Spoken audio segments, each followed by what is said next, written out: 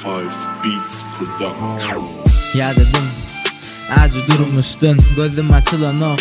İndi qarğışdın, 200'lü, yine de köpürlü. Tetirlerimi yazmalı, vaktim gelli. Yanımda dostan, iyilerde düşmanın. Koramak durmuşdun diyen peydanın.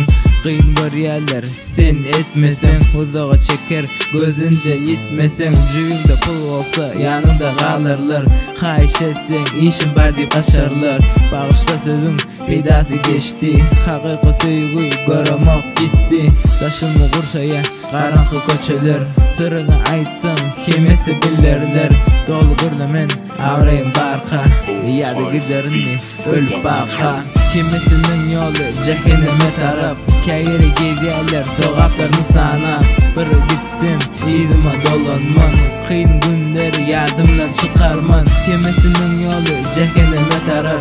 Kayırı geziyorlar sokaklarını sana. Bir gitsin iyidime dolanman.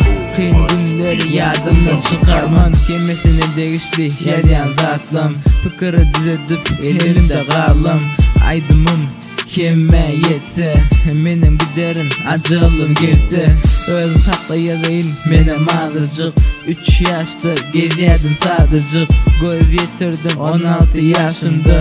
Minlik buldurmuştu. Gönlüme değdiler hiç kim bilmedi. Ağır yatamda hiç kim gelmedi. Gideriz dediler böyle ölüme. Peydası değmedi hayiş sözüme.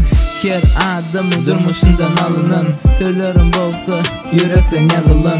Bağışlan beni aldanım bar olsa. Adımı ayırın kımı yüreğimde olsa. Kimisinin yolu cehenneme taraf. Kayırı geziyorlar sokaklarını sana. Bir gitsin izime dolanman. Kıyın günleri yardımdan çıkarman. Kimisinin yolu cehenneme taraf. Kayırı geziyorlar sokaklarını sana. Bir gitsin izime dolanman. Kıyın günleri yardımdan çıkarman.